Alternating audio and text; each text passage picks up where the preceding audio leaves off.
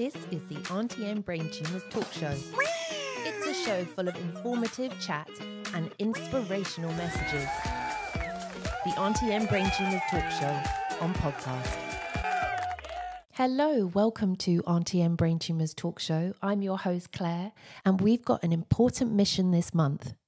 It is Brain Tumour Awareness Month, and we're shedding light on a crucial issue. Brain tumours claim more lives among children and adults under 40 than any other cancer. Shockingly, only 1% of the national spend on cancer research is allocated to this silent threat. Thank you very much that you said that you'd come and share your story and be a part of Brain Tumour Awareness Month. It's really important, I think, that I do. Take us back to when you started to have symptoms that led up to your diagnosis. So I've always had migraines. I've had migraines since I was 13. I've always been on medication for migraines. It was never taken any further. As I got older, the migraines got more intense, but I continued to take the medication on the GP's advice. I'd had absent seizures since I was about 19. At the time, I didn't know they were absent seizures. It's only since being diagnosed that I know that's what they were. My first major one that I can remember was I was at university and my friend said to me, "Are you even listening to me?" And I was just completely blank. And I went back to the GP and I said, "This is getting a bit more frequent now. It's happening a lot more." But again, they said it was anxiety. They said it was a type of panic attack that I could have. And that's where it started to really be a bit more real. The migraine, the week that I got diagnosed, supposed migraine, that the headache was so intense, it just got worse and worse as the week went on. And it started on the Sunday. And then by the Tuesday, I had to leave school because I'm a school teacher. So I had to leave work. And I just said, this headache is like something I've never had before. I said, it's like the headache from hell. And I came home, and apart from going to the GP twice and A&E 3 times, I didn't get out of bed for a week. And by the Sunday, my husband came home with my son from his swimming lesson in the morning, and I was having a seizure in bed where I was unconscious.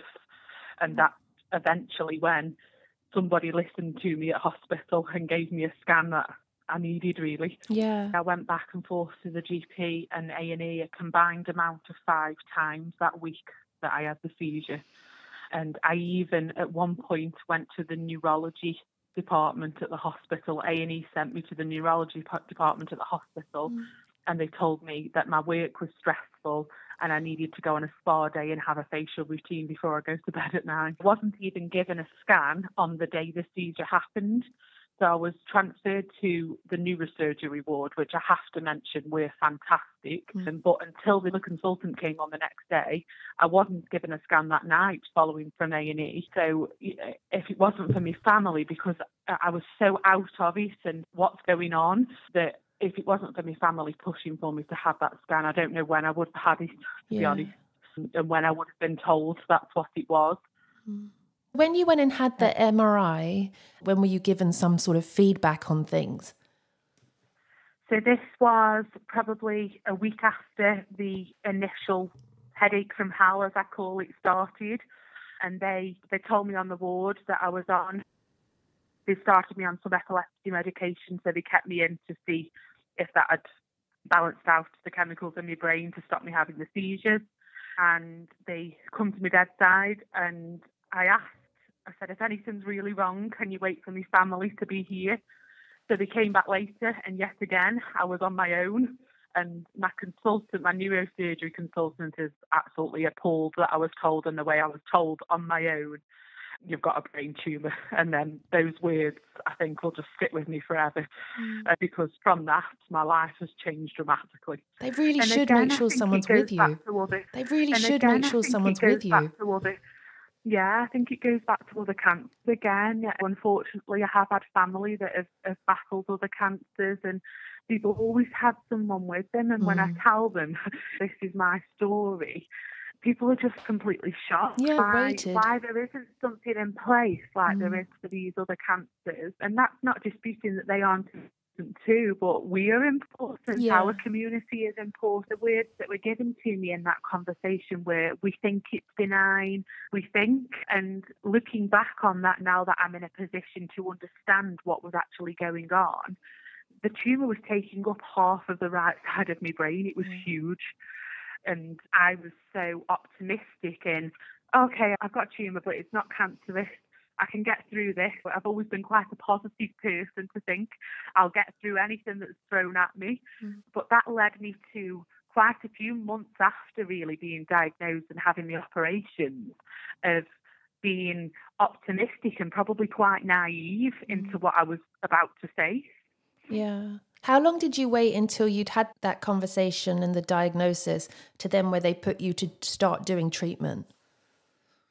So the operation happened a week later. I couldn't have they wanted to operate sooner, but I couldn't have the operation because of the high dose of aspirin they'd give me to thin my blood in A&E. So what they treated my migraines with in A&E delayed my operation. Otherwise, the neurosurgeon wanted to operate sooner than what she did. And on that day when you were going to have the operation, how did that plan out? What was that like for you? Because did you stay the day before at the hospital overnight and then they have you in the morning to have the surgery? I never left the hospital from the moment I went to A&E with the seizure. I didn't leave hospital. So they kept me in due to the size of, and obviously to monitor the seizures and to make sure that the dose of anti-seizure medication I was on was correct. I never left the hospital, but it was surreal. Yeah. I'll never forget. I made a video for my son on my phone. I made a video to say, if Mummy doesn't wake up, you need to know that she'll always love you and she'll always be proud of you. And I think at that point it really hit me that this is serious. And I think he was so young at the time, he still is now, and I know it sounds cliche, but to have to do that at my age, 26, 25 at the time I was, it just didn't feel fair or right. Yeah. I think especially I'm still going through chemotherapy treatment at the moment. So my son, he's seen me at home be a little bit more poorly than we did in hospital, and we always picked the good days for him to come and see me in hospital.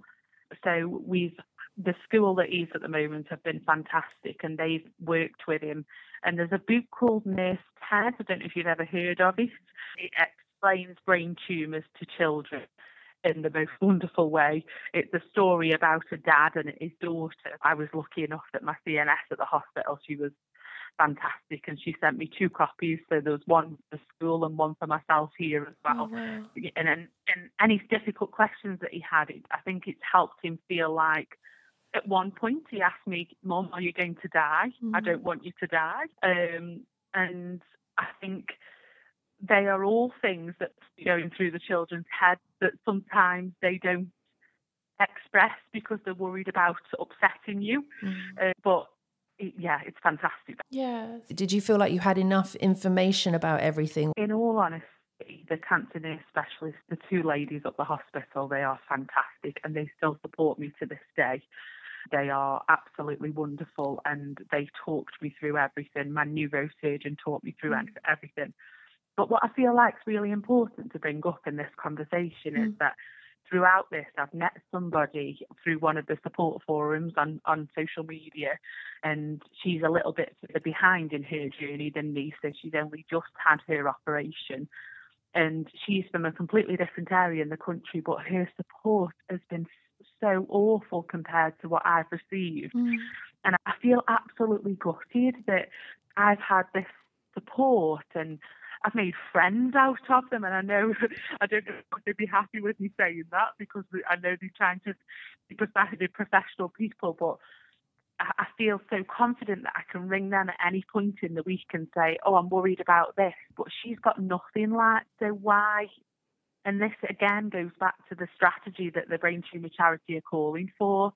Why have I been given support that somebody else who's going through exactly the same thing, exactly the same tumour with the same grade, and she's not getting the same support as me? Yeah. I think as well, I was in hospital for such a long time, so within I was in hospital for over the course of 3 months.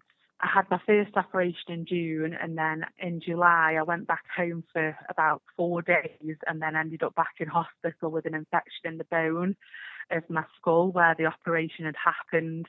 So I had to have part of my skull taken out. So I had another operation, and then they put a Hickman line in place for me to do the Hickman line. And I caught sepsis from the Hickman line that was put in place.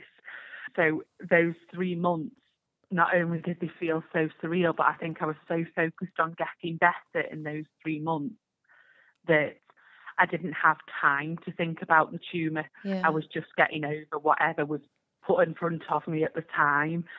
Does that make sense? Yeah. Everything goes in such a rush that and then it becomes a bit of a blur afterwards, and you're trying to put together like what's just happened. And and I think that's when it hit me the most as well, was my mental health. I think when I come home, and again, probably the same as my son, when I come home and I actually had time to think about what had just happened to me over the last 4 months, it was like, oh, this is my life now.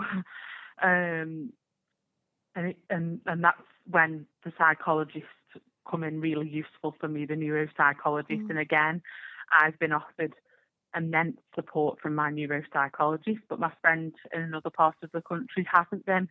And why? What tumour does she have? Exactly the same as me. That's such a shame.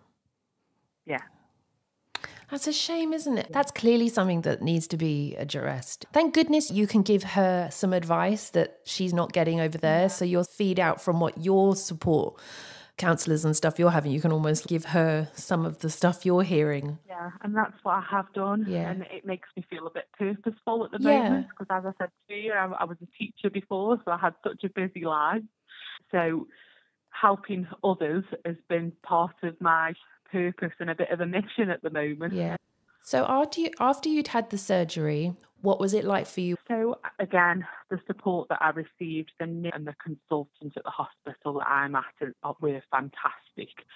So I can't fault them one bit. The seizures stopped, luckily. Touch wood, I haven't had any seizures after having the operation. But yeah, I think it's just so surreal. And obviously if you've been through it yourself, but I think you can't really explain to anybody how you feel, because you just have to get on with it. There's no other option. Yeah, I think you need something to keep going as well. You've got your children, your families. That keeps you thinking, focusing forward, having something to why you need to get out of this bed.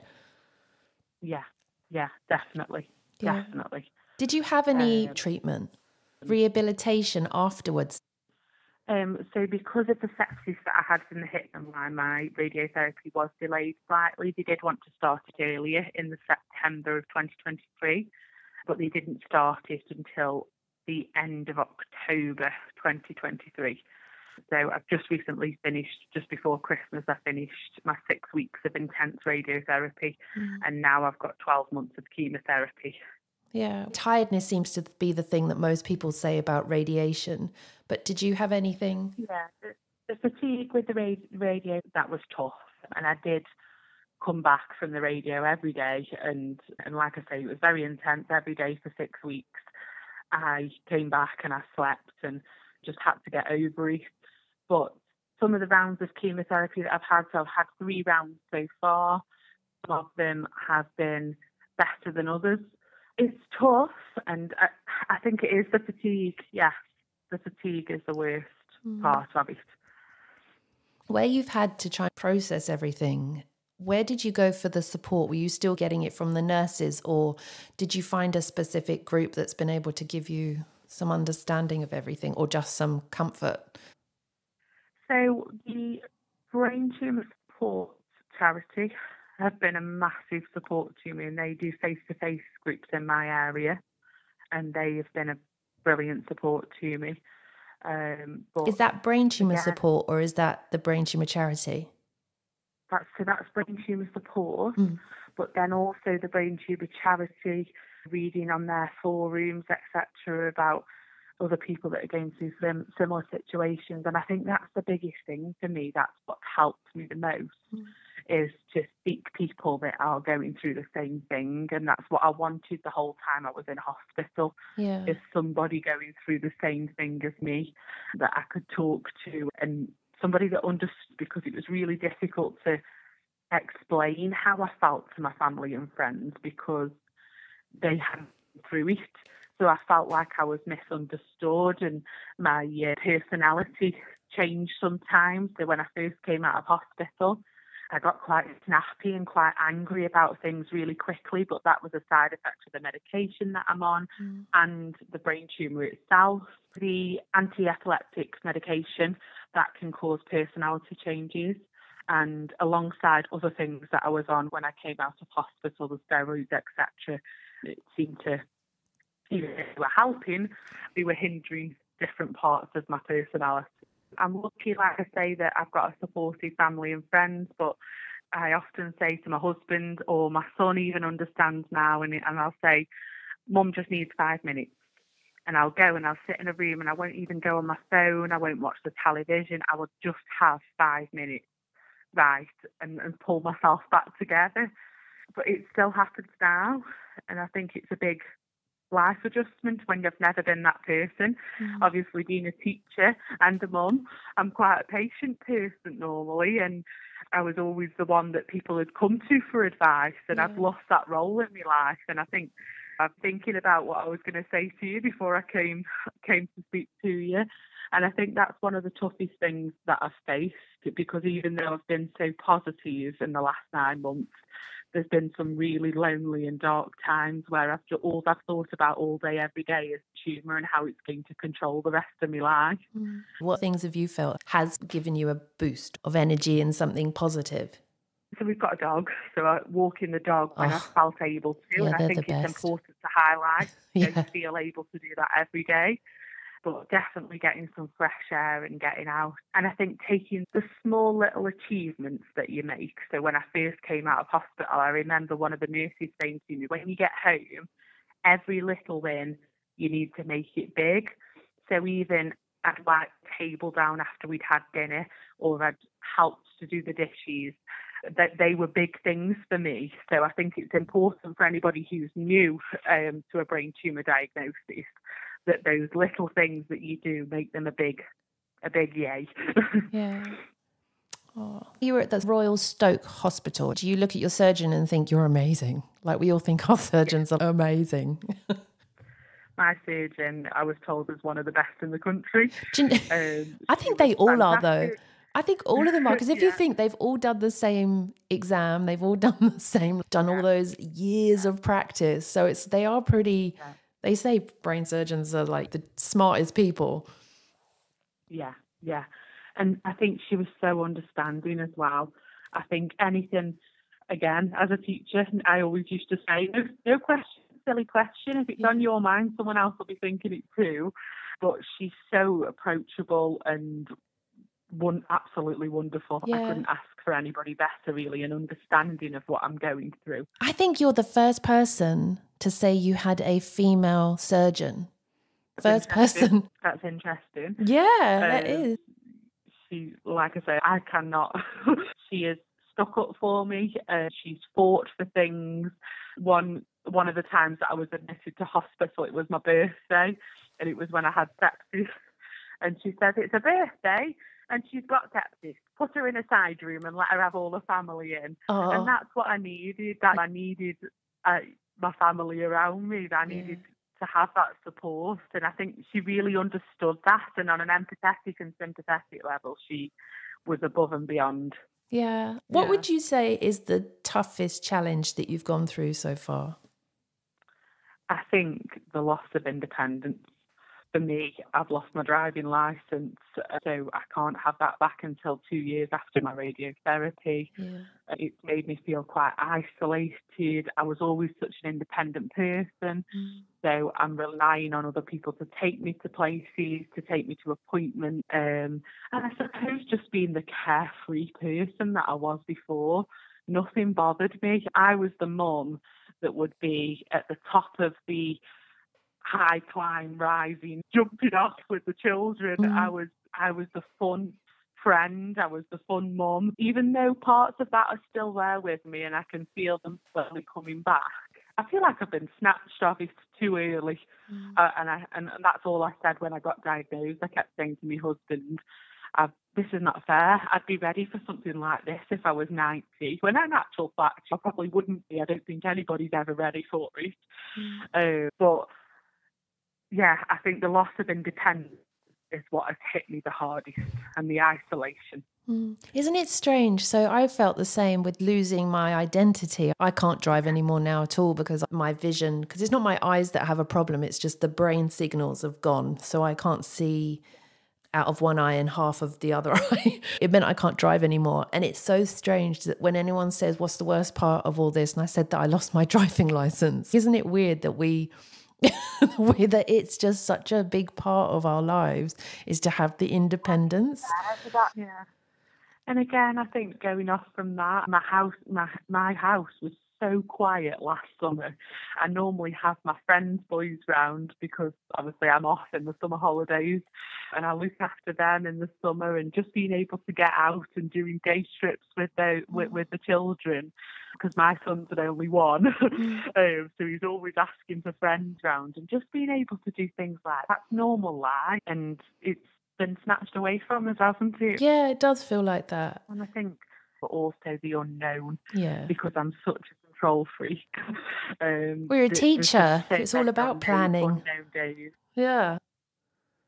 Tell us a bit more about the charities, fundraising. Brain Tumour Support, they hold of events that are close to me. There's a nice little community of us here that we've done some fundraising. We raised over £1,000 just bucket collecting outside a football match. And that gave me a little bit of purpose, and I've got some big plans for what I can do to raise money for these charities, because without them, I wouldn't have got through. And that's not being cliche or just taking it for granted, because I don't. Because I remember seeing a video once saying the charities used to be the icing on the cake, but now they are the cake, and it's true. It's so true that without them, I don't know where I'd be now. I think I'd still be in quite a dark place.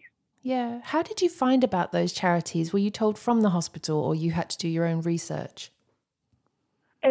So the hospital gave me the Brain Tumour Charities information leaflets, which were so useful. There was things in there that my partner could read, and my family could read as well, so that they could understand what I was going through. And then the Brain Tumour Support Charity, the hospital, the cancer specialist nurses from the hospital actually attend the face-to-face groups.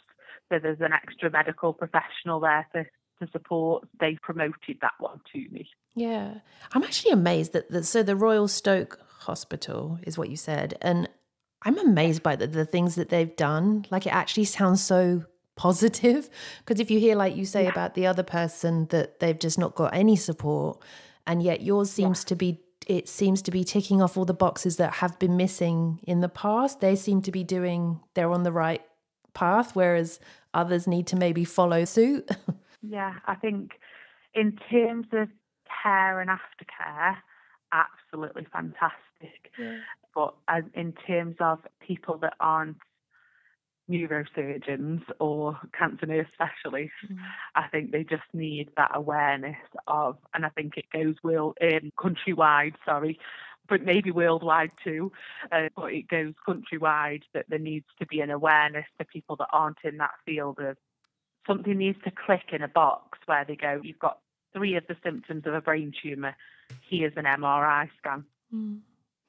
When they say it takes 5 appointments before someone looks into it a bit further, and if you don't go back at least 4 times to try and get the doctor to look a bit deeper into your situation, then you just end up under the radar. Would my family have had to fight for me to have a scan?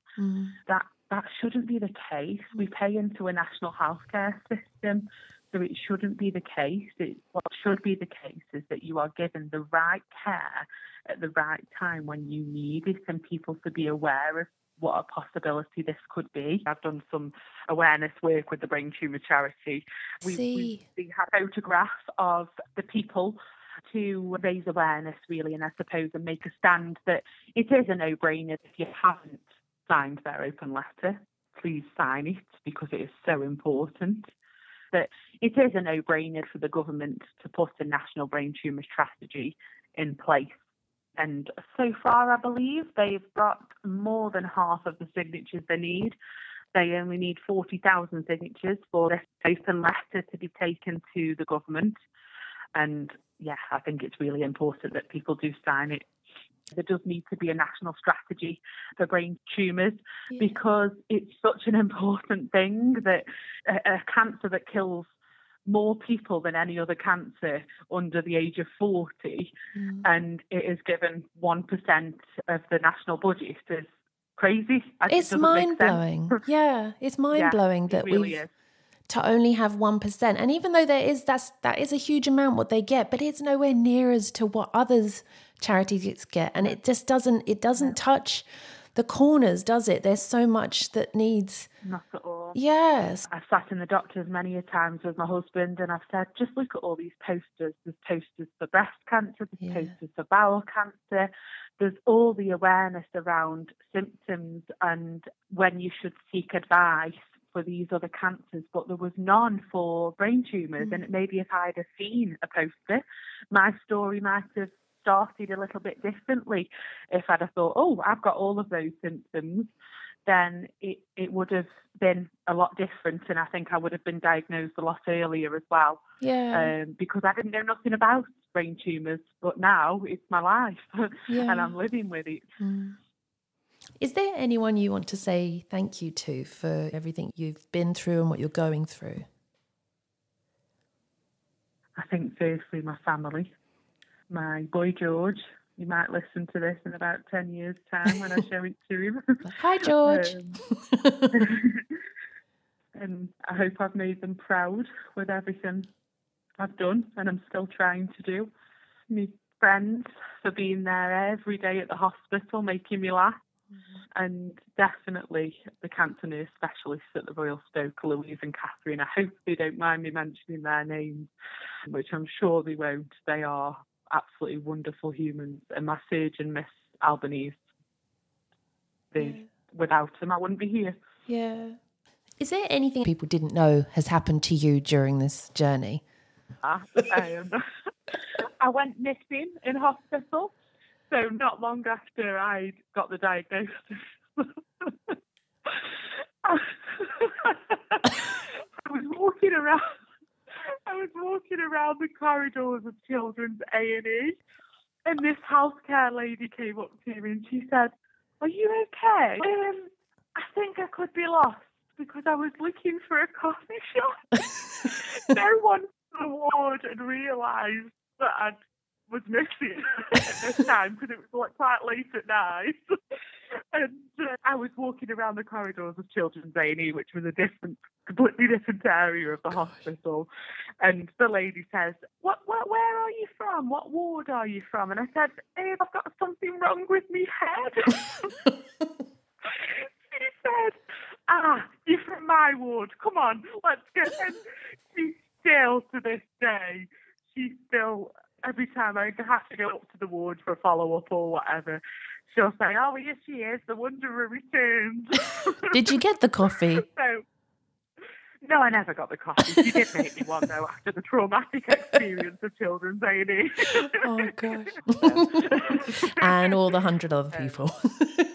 There was a lady opposite me, and I'm actually still in contact with her because she's been through a similar brain tumour. So hers is a lower grade, but she's still going through it. And I think they're all, whether they're cancer or not, you're going through a brain tumour diagnosis, aren't you? She'd had the operation and she'd got a swollen eye. And not long after my husband and my brother-in-law left from visiting me, she said, "Oh, are they your boys?" And I said, "No, they are my husband and my brother-in-law. They are not my children." I said, "It's a good job you've got a swollen eye, because if you didn't, I might have given you one." But yeah, that was another story that made me laugh. But I must admit, talking about it now, my dad, he used to come to hospital every day with a joke for me. And it was quite nice, actually. I've done some awareness work with the Brain Tumour charity, and when they came round to interview me, my dad was here, and she said, "Oh, tell your dad a joke what he's never heard before." And I said, "Oh, I'll struggle, because he came to the hospital with a new one every day, so all my good jokes are my dad." But yeah, I think things like that keep you going, don't they? Yeah, they do. And I think it's so important as well to know that you aren't alone. There's a community of people going through the same thing as you. Your thoughts, feelings are valid, they're important and normal. And I think it's so important to accept help. I found this so hard at first, to accept family coming round and cleaning and doing bits and bobs for me, but accept that help, because they wouldn't offer if they couldn't do it or didn't want to do it. I think it's the most humane thing anybody can do is say that you're not alone. Yeah, no. Thank you very much. This is the Aunty M Brain Tumours talk show. It's a show full of informative chat and inspirational messages. The Aunty M Brain Tumours talk show on podcast.